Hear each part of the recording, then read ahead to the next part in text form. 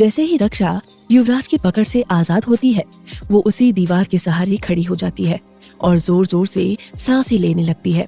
उसे तो लगा था कि आज उसकी जिंदगी का आखिरी दिन होगा।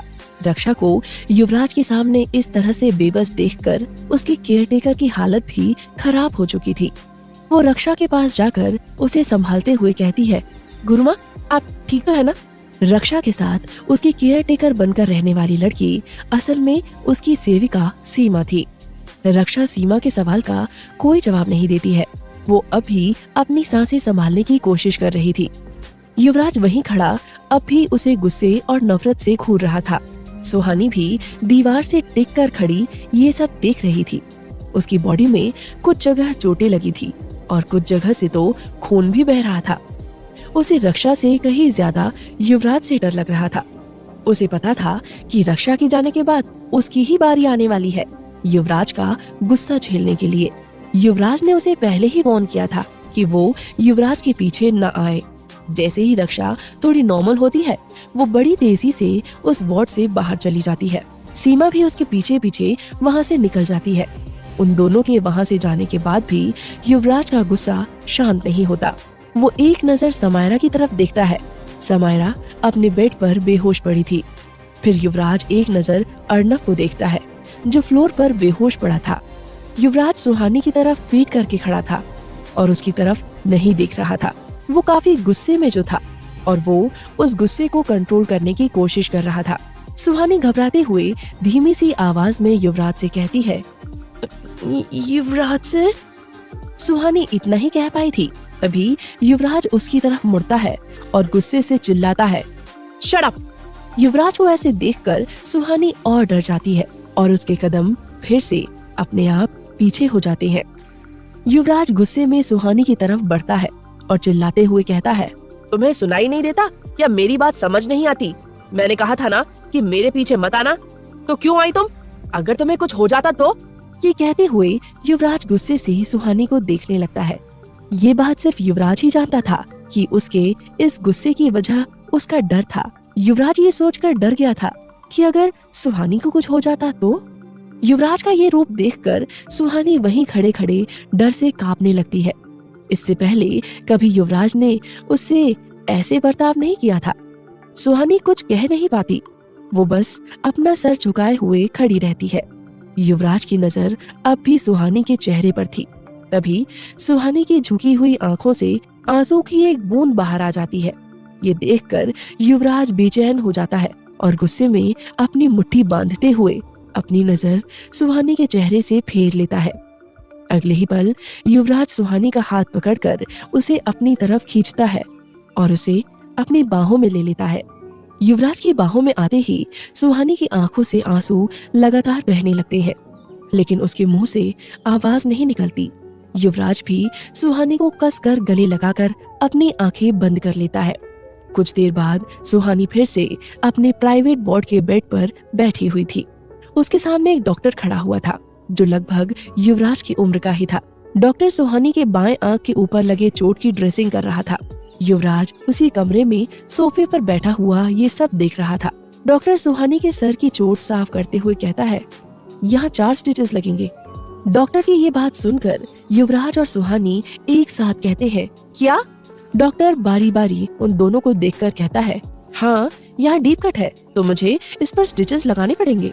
युवराज थोड़ा परेशान हो जाता है और सुहानी बेड की दूसरी तरफ से नीचे उतर जाती है और कमरे के दूसरे कोने में जाकर कहती है, मुझे नहीं लगवाना स्टिचेस। युवराज भी नहीं चाहता था कि सुहानी को स्टिचेस लगे और उसे ज्यादा दर्द हो। वो डॉक्टर से कहता है, क्या ये जरूरी है? डॉक्टर युवराज और सुहानी को समझाते हुए कहते हैं, देखिए आपको डीप कट लगा है, अगर मैं वहाँ 4 स्टिचेस लगा दूंगा तो वो जल्दी ठीक हो जाएगा। सुहानी कमरे के दूसरे कोने में दीवार से टिककर खड़ी थी। वो कहती है, लेकिन मुझे कोई जल्दी नहीं है ठीक होने की, मेरे पास बहुत टाइम है। डॉक्टर सुहानी को समझाते हुए कहता है, देखिए आपको ये लगवाना ही होगा वरना चोट रिकवर कैसे होगी। सुहानी रोने वाली शक्ल बनाते हुए कहती है, डॉक्टर आपको जो करना है कीजिए, मुझे इंजेक्शन लगा लीजिए या बहुत सारी मेडिसिन दे दीजिए, मुझे कोई प्रॉब्लम नहीं है, लेकिन ये स्टिचेस नहीं। सुहानी की ये हालत देखकर युवराज समझ गया था कि वो डॉक्टर की बात से कन्विंस होने वाली नहीं है। युवराज खुद सुहानी की तरफ बढ़ता है और उसे समझाते हुए कहता है, सुहानी, डॉक्टर को अपना काम करने दो, उन्हें तुम्हारी चोट की ड्रेसिंग कंप्लीट करने दो। सुहानी घबराते हुए युवराज से कहती है, युवराज सर, ये मेरे सर पर स्टिचेस लगाने की बात कर रहे हैं, आपको पता है स्टिचेस क्या होता है? सुहानी रोते हुए कहती है, ये सुई धागे से मेरे सर को सिलने वाले हैं, मुझे नहीं करवाना ये सब। डॉक्टर सुहानी की बातें सुनकर हैरान और परेशान दोनों था। युवराज धीरे से सुहानी के पास जाता है और उसके कंधे पर हाथ रखते हुए उससे कहता है, सुहानी, तुम्हें कुछ भी नहीं होगा, ये करना जरूरी है, बस थोड़ा सा दर्द होगा। युवराज सुहानी का हाथ पकड़कर उसे वापस से उसके बेड पर बैठा देता है और डॉक्टर से कहता है, डॉक्टर, आप कंप्लीट कीजिए। युवराज सुहानी का हाथ पकड़कर उसके सामने बेड पर ही बैठ जाता है और डॉक्टर सुहानी के सर पर स्टिचेस लगाने लगता है।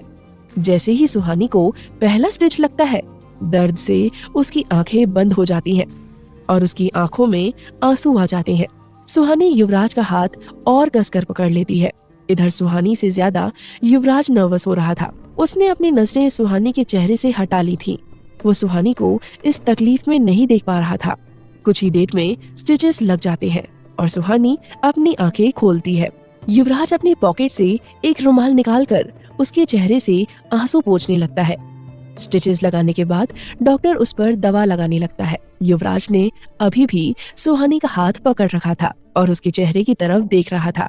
जब सुहानी अपनी नजरें उठाकर युवराज की तरफ देखती है तो युवराज अपनी नजरें फेर लेता है, जैसे उसने सुहानी को देखा ही ना हो। सुहानी युवराज की उसके लिए फिक्र को देखते हुए सोचने लगती है, मुझे लगता है कि युवराज सर को डिसएसोसिएटिव आइडेंटिटी डिसऑर्डर हो गया है, जो भूल भुलैया फिल्म में विद्या बालन को हुआ था। इनके अंदर दो पर्सनालिटी है, कभी सीता जाग जाती है तो कभी गीता, कभी गले लगा लेते हैं तो कभी किस करते हैं और कभी बुरी तरह से डांट देते हैं। वैसे गलती इनकी भी नहीं है, मैं भी तो कभी इनकी बात नहीं मानती। इनके पीछे पहले से ही इतनी सारी भूत, आत्मा और चुड़ैलें पड़ी हैं। ऊपर से मैं भी इनको इतना टॉर्चर कर देती हूँ। आज मैंने गलती तो की है, मुझे युवराज सर को सॉरी बोलना चाहिए। इधर युवराज अपनी नजर सुहानी से हटाकर सोचने लगता है, मुझे सुहानी को इतनी बुरी तरह से नहीं डांटना चाहिए था। वैसे भी अगर वो अंदर नहीं आती तो मैं आज रक्षा को रोक नहीं पाता। मैंने बेवजह ही उसे डरा दिया। मुझे सुहानी से सॉरी कहना चाहिए।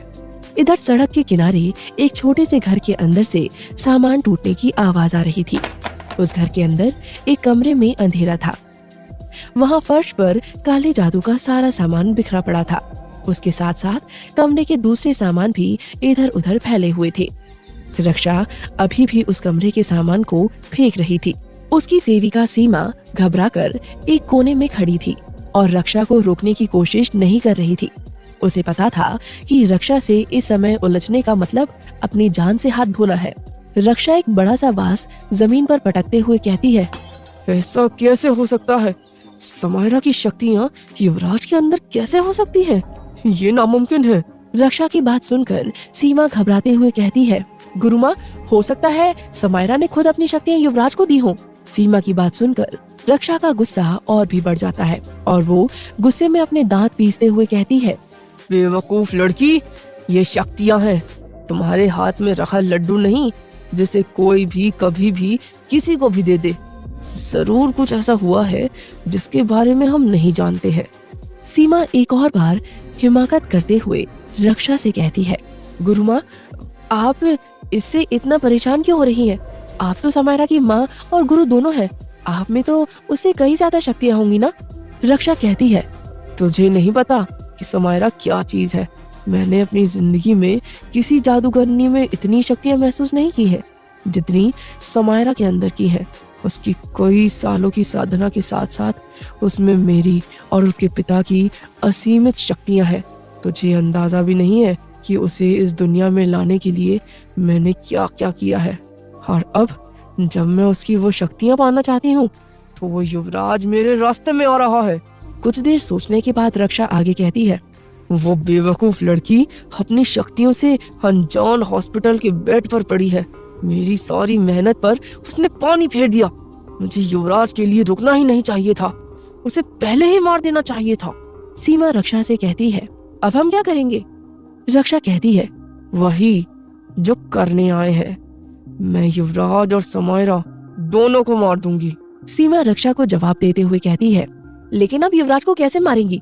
आप तो उसके सामने टिक भी नहीं पाई थी। रक्षा गुस्से में कहती है, मुझे इस बात का बिल्कुल अंदाजा नहीं था कि युवराज में समायरा की कुछ शक्तियां हैं, लेकिन युवराज के मुझे छूते ही मुझे उसकी पूरी क्षमता का अंदाजा हो चुका है। अब हम पूरी तैयारी के साथ युवराज का सामना करेंगे और मुझे पता है इसके लिए क्या करना है। सीमा कहती है, क्या? रक्षा कहती है, अभी वो साया कमजोर है, मुझे अपना काम अगले 3 दिन में ही पूरा करना होगा।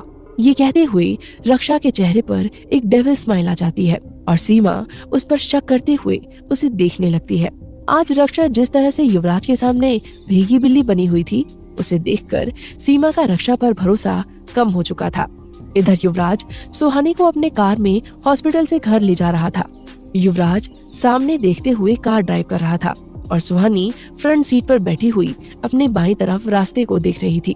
दोनों एक दूसरे से बिल्कुल बात नहीं कर रहे थे और ये सोच रहे थे कि एक दूसरे को सॉरी कैसे कहें। तभी दोनों एक साथ एक दूसरे की तरफ देखकर कहते हैं, आई एम सॉरी। क्या युवराज और सुहानी का ये रिश्ता आगे बढ़ पाएगा? क्या रक्षा अपने मकसद में कामयाब हो पाएगी? जानने के लिए सुनते रहिए साया, अ कर्स्ड लव स्टोरी, सिर्फ पॉकेट एफएम पर। सुनकर सुहानी के चेहरे पर स्माइल आ जाती है और वो बिल्कुल नॉर्मल होकर कहती है, नहीं युवराज सर, आपकी गलती नहीं है, मुझे ही आपकी बात सुननी चाहिए थी। I am sorry. युवराज सुहानी के सॉरी पर कुछ रिएक्ट नहीं करता, बस मन ही मन मुस्कुराने लगता है। उसे खुशी थी कि सुहानी उससे नाराज नहीं है। कुछ सोचने के बाद सुहानी युवराज से कहती है, युवराज सर, ये समायरा की स्टोरी क्या है? उसे उसकी ही माँ क्यों मारना चाहती है? युवराज कहता है, मृदुला अपने ही बच्चे को मारने के लिए क्यों तैयार हो गई थी? युवराज के इस सवाल से सुहानी को अपने सवाल का जवाब मिल जाता है। वो युवराज से कहती है, शक्तियों के लिए? युवराज सुहानी की बात पर ज्यादा ध्यान दिए बिना कहता है, कुछ देर शांत रहने के बाद सुहानी कहती है, युवराज सर, वैसे समायरा के पापा हैं कौन? सुहानी का ये सवाल सुनते ही युवराज के चेहरे का एक्सप्रेशन बदल जाता है। उसका चेहरा जो अभी शांत था वो सीरियस हो जाता है। युवराज सीरियस होकर सुहानी से कहता है, समायरा के डैड अब जिंदा नहीं है।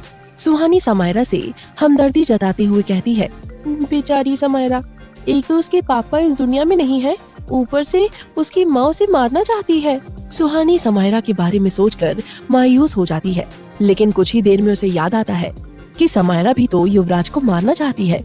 ये याद आते ही सुहानी की समायरा के प्रति हमदर्दी भी कम हो जाती है। सुहानी युवराज से फिर से सवाल करती है, लेकिन युवराज सर, समायरा के पापा थे कौन?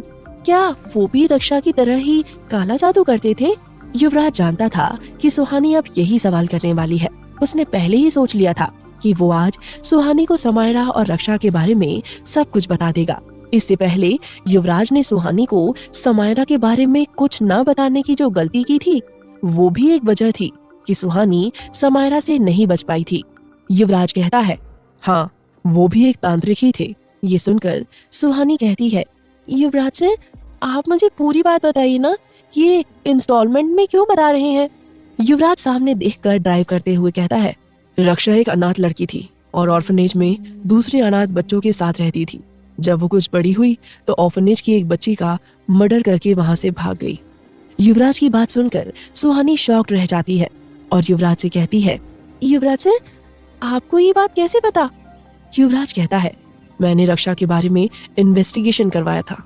युवराज को किसी के सवाल के जवाब देने की आदत नहीं थी। वो केवल सुहानी ही थी जो युवराज से इतने सवाल कर सकती थी और युवराज पेशेंस के साथ उसके सारे सवालों का जवाब देता था। सुहानी उत्सुकता से कहती है, फिर आगे क्या हुआ? युवराज आगे कहता है, ये जो हिमालय की पहाड़ियां हैं, वो बहुत स्पिरिचुअल जगह है। यहाँ कई अघोरी, साधु, तांत्रिक सभी अपनी साधना करते हैं और उनका मानना है कि यहाँ की जाने वाली किसी भी तरह की साधनाएं जल्दी सिद्ध होती हैं। रक्षा भी शक्तियों की खोज में हिमालय की पहाड़ियों की तरफ चली गई। वहाँ वो एक ऐसे ही बड़े सिद्ध तांत्रिक से मिली जो उम्र में उससे बहुत बड़े थे। रक्षा ने उनसे तंत्र विद्या सीखना शुरू कर दिया। और इस तरह से वो एक नॉर्मल लड़की से खतरनाक जादूगरनी बन गई। सुहानी युवराज की बातों को बड़े गौर से सुन रही थी। वो युवराज से पूछती है, फिर समायरा कैसे हुई? युवराज कहता है, समायरा उस तांत्रिक और रक्षा की बेटी है। युवराज का जवाब सुनकर सुहानी हैरानी से कहती है, तो क्या रक्षा ने उस तांत्रिक से शादी कर ली? युवराज बिना किसी एक्सप्रेशन के सामने देखते हुए कहता है, उन्होंने शादी नहीं की थी। सुहानी समझ जाती है कि युवराज क्या कहना चाहता है। वो आगे कुछ नहीं कहती। युवराज आगे कहता है, मृदुला की तरह रक्षा भी शक्तियों की लालच में सब कुछ भूल चुकी थी। उसे पता चल गया था कि उसके गुरु के पास कितनी शक्तियां हैं। उसका बस चलता तो वो अपने गुरु को ही मारकर उनसे वो सारी शक्तियां ले लेती, लेकिन ये पॉसिबल नहीं था। इसलिए उसने उस तांत्रिक के साथ समायरा को जन्म दिया। रक्षा जानती थी कि उस तांत्रिक का और उसका बच्चा पहले से कई शक्तियों के साथ पैदा होगा, और ऐसा ही हुआ। युवराज आगे कहता है, सच तो ये है कि रक्षा ने समायरा को जन्म सिर्फ इसीलिए दिया था कि वक्त आने पर वो उसे मार सके। शक्तियों की भूख ने रक्षा को पागल बना दिया है। अब वो किसी भी हद तक जा सकती है। युवराज की बात खत्म होने पर सुहानी कहती है, लेकिन समायरा ने जब मुझे किडनैप किया था तो उसने मुझे कहा था कि रक्षा को आपकी शक्तियाँ समायरा के लिए चाहिए थी। युवराज कहता है, नहीं, रक्षा को मेरी शक्तियाँ अपने लिए चाहिए। उस रात जब रक्षा मेरी शक्तियाँ मुझसे लेने आई थी, अगर वो उसमें कामयाब हो जाती तो उसी रात रक्षा समायरा को भी मार देती, लेकिन उस साय ने रक्षा पर अटैक करके उसे घायल कर दिया और अनजाने में ही समायरा की जान बचा ली। सुहानी कहती है, लेकिन ये सब समायरा नहीं जानती ना? युवराज जवाब देता है, नहीं। सुहानी युवराज की फिक्र करते हुए उससे कहती है, लेकिन वो आपको मारना चाहती है और आप ही उसे बचा रहे हैं। युवराज सुहानी की बात का जवाब देते हुए कहता है, समायरा मुझे मेरी शक्तियां पाने के लिए नहीं मारना चाहती, बल्कि अपनी माँ का बदला लेने के लिए, और उससे भी बढ़कर उस साय को खत्म करने के लिए मारना चाहती है। मैंने कभी उसकी आंखों में शक्तियों का लालच नहीं देखा जो उसकी माँ की आंखों में देखा है, इसलिए मैं उसे बचाना चाहता हूँ। सुहानी युवराज का जवाब सुनकर उससे और भी इम्प्रेस हो जाती है।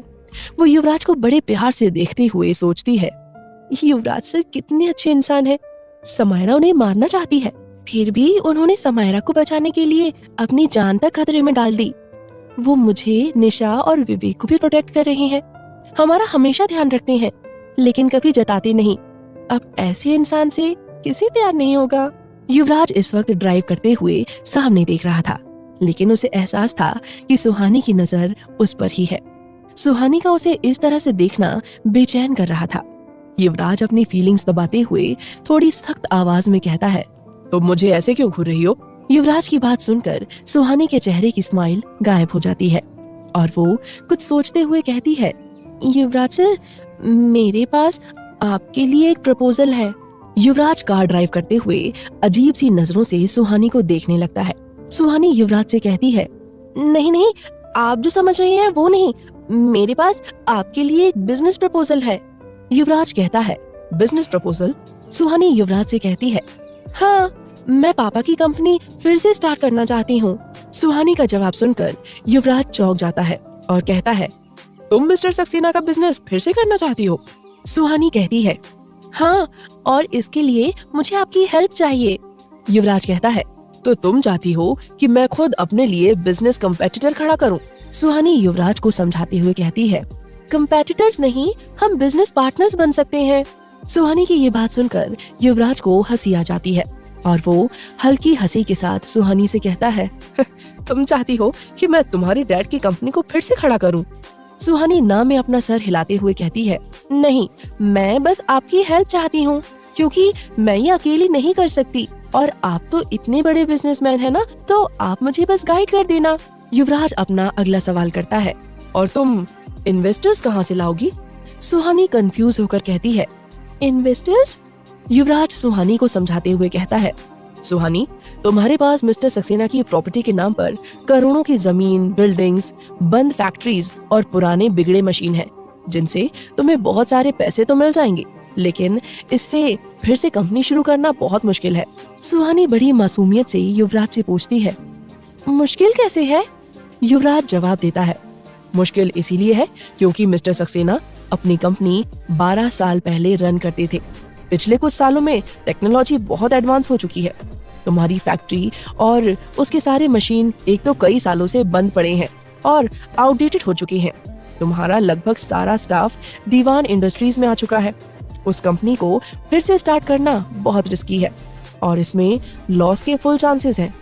सुहानी को युवराज की सारी बातें समझ आ जाती हैं और वो उदास होकर कहती है, तो क्या कोई रास्ता नहीं है? युवराज कहता है, रास्ता है लेकिन हाईली रिस्की। ये सुनकर सुहानी उदास हो जाती है। सुहानी बाकी के रास्ते में युवराज से एक शब्द भी नहीं कहती और कार के बाहर जंगल को देखने लगती है। युवराज बीच बीच में तिरछी नजर से सुहानी को देख रहा था। आज उसकी खामोशी युवराज को परेशान कर रही थी। कुछ देर बाद युवराज का घर आ जाता है और युवराज घर के बाहर अपनी कार रोकते हुए सुहानी से कहता है, सुहानी तुम अंदर जाओ और बाहर मत निकलना, बाहर खतरा है।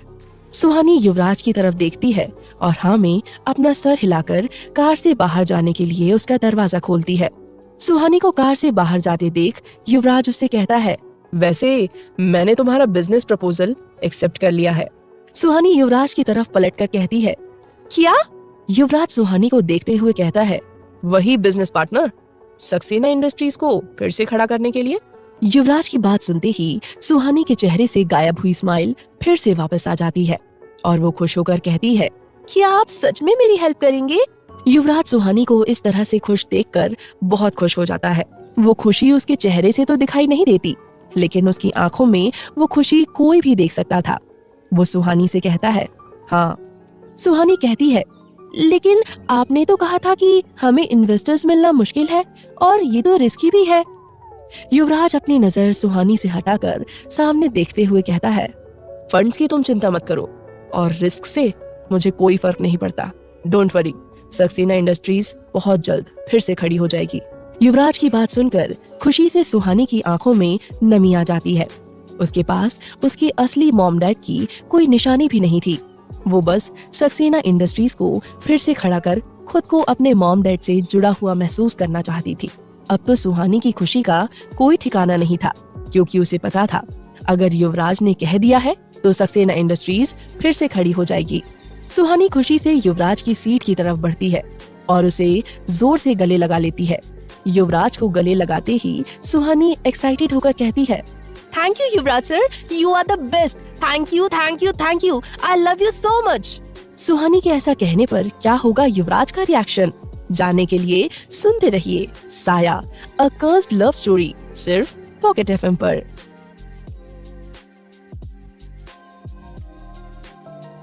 युवराज सुहानी के मुंह से ये शब्द सुनकर हैरान रह जाता है। सुहानी को इस बात का एहसास नहीं था कि वो खुशी में क्या कह रही है और क्या कर रही है।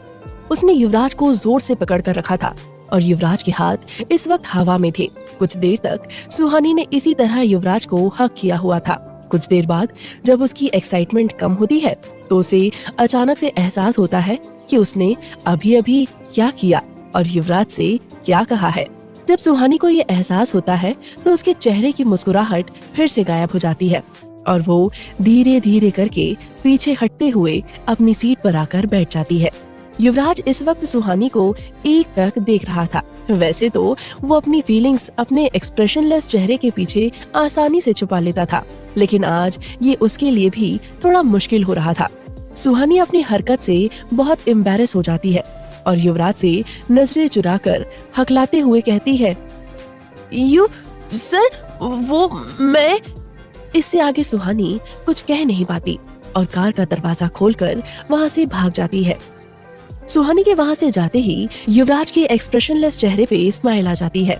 उसे इस बात का एहसास था कि अब उसकी और सुहानी के बीच की दूरियां कम होने लगी हैं और अब वो खुद भी सुहानी को अपने करीब आने से नहीं रोकना चाहता था। उसे अब किसी भी अंजाम की कोई फिक्र नहीं थी। युवराज अब अपनी कार लेकर वापस से हॉस्पिटल के लिए निकल जाता है। इधर हॉस्पिटल में समायरा अपने बेड पर बेहोश पड़ी थी। युवराज अब वापस से हॉस्पिटल पहुंच चुका था। जैसे ही वो समायरा के प्राइवेट वार्ड के बाहर पहुंचता है, वो देखता है कि उसके गार्ड्स और अर्नव के बीच बहस चल रही थी। अर्नव गुस्से में उन गार्ड्स को धमकी दे रहा था कि अगर उन्होंने उसे अंदर नहीं जाने दिया तो उनके लिए अच्छा नहीं होगा। युवराज अपने गार्ड्स को इशारा करके कहता है कि वो अर्नव को अंदर जाने दे और खुद भी उसके पीछे जाने लगता है। गार्ड्स के रास्ते से हटते ही अर्नव तेजी से समायरा के वार्ड के अंदर जाता है और उसके पास जाकर बैठ जाता है। अर्नव समायरा के सर पर हाथ रखता है और आसपास के इक्विपमेंट्स और मशीन से समायरा की हालत जानने की कोशिश करने लगता है। युवराज अर्नव की इस बेचैनी को बड़े ध्यान से नोटिस कर रहा था। युवराज अर्नव से कहता है, ASP Singh, are you okay? Yuvraj की बात सुनकर अर्नव उठ जाता है और युवराज से पूछता है, क्या हुआ था यहाँ? वो सब क्या था जो मैंने यहाँ देखा?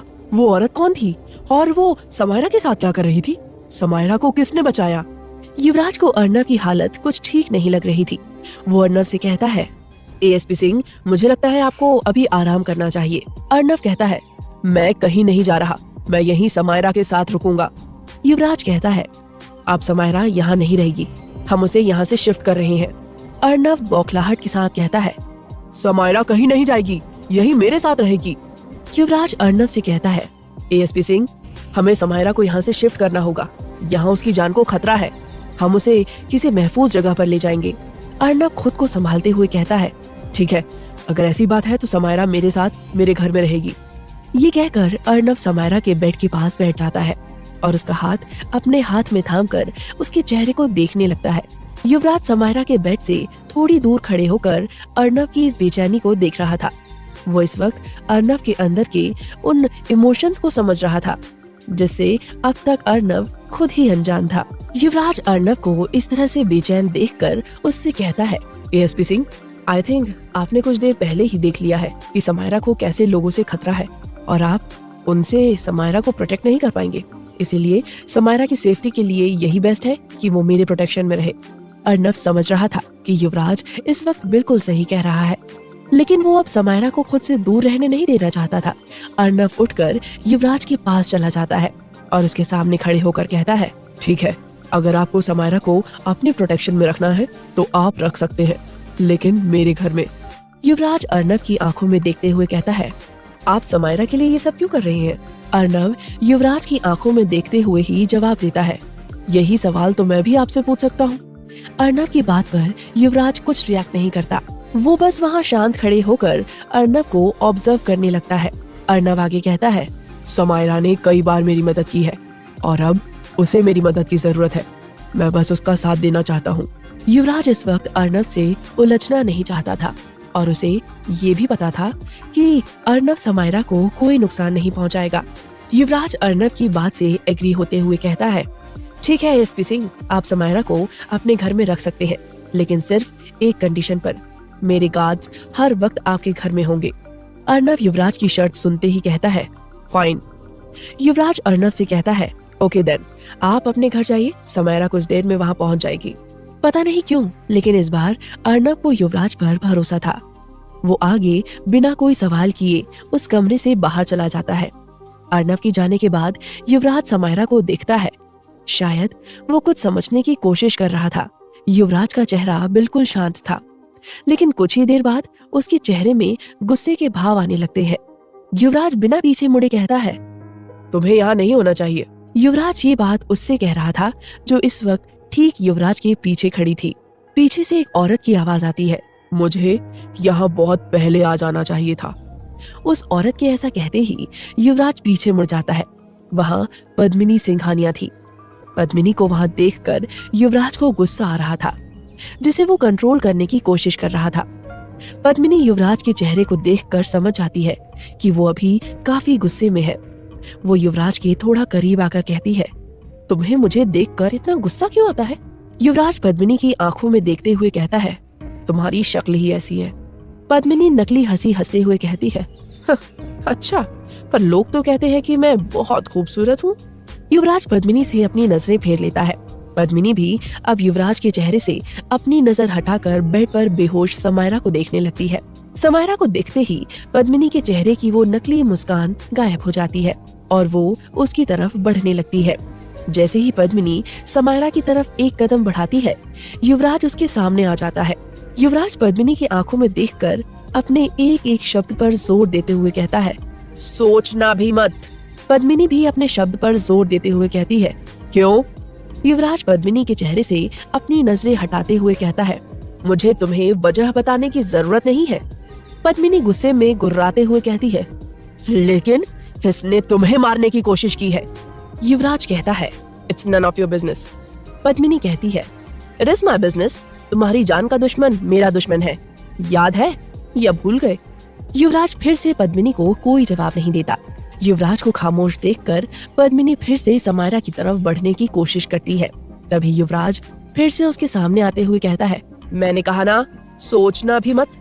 युवराज का हर बार इस तरह से पद्मिनी को मना करना उसका गुस्सा और भी बढ़ा रहा था। वो युवराज से कहती है, मैं आज इसे खत्म किए बिना यहाँ से नहीं जाऊंगी।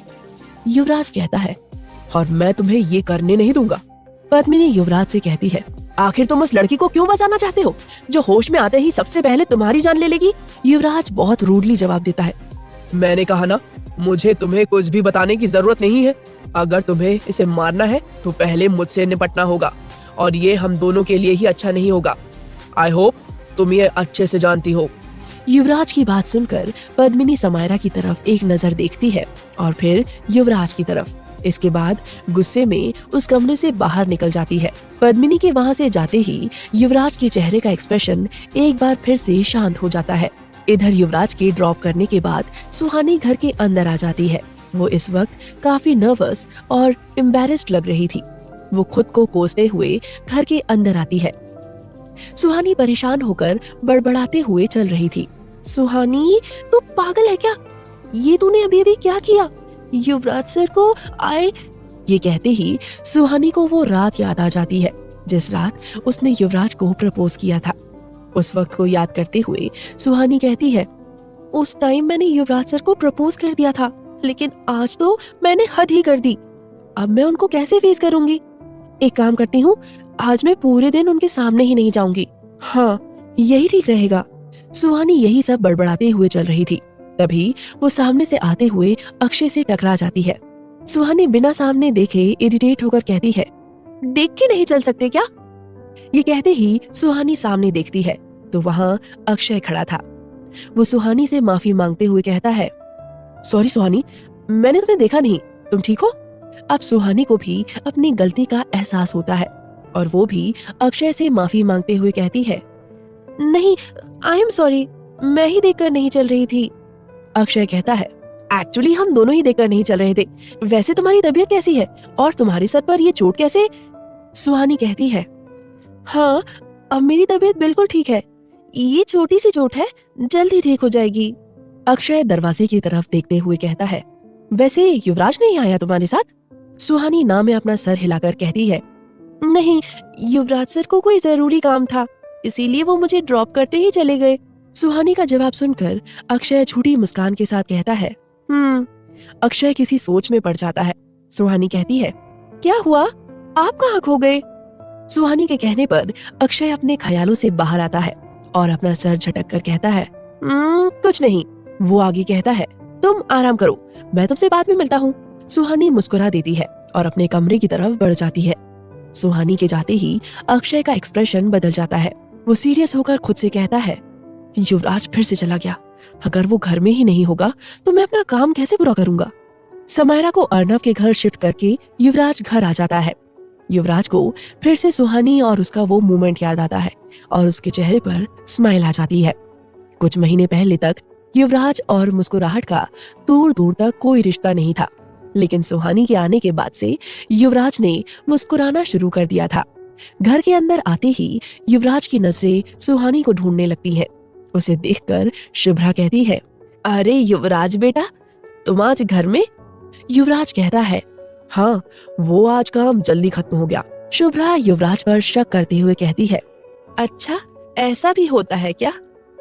आज तक मैंने कभी तुम्हारे मुंह से ये नहीं सुना कि तुम्हारा काम खत्म हो गया है। ये सुनकर युवराज झेप जाता है लेकिन कुछ कहता नहीं। शुभ्रा मुस्कुराते हुए कहती है, चलो अब आ गए हो तो आज लंच घर में कर लो, मैं अभी खाना लगाती हूँ। युवराज हाँ में अपना सर हिला देता है और डाइनिंग टेबल की तरफ बढ़ जाता है।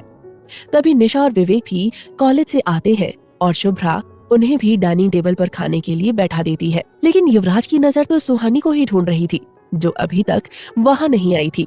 शुभ्रा एक सर्वेंट से कहती है कि वो ऊपर जाकर सुहानी को लंच के लिए बुला कर लाए क्या है अक्षय का मकसद? क्या अर्नव समझ पाएगा समायरा के लिए अपनी फीलिंग्स? जानने के लिए सुनते रहिए साया, अ कर्स्ड लव स्टोरी, सिर्फ पॉकेट एफएम पर।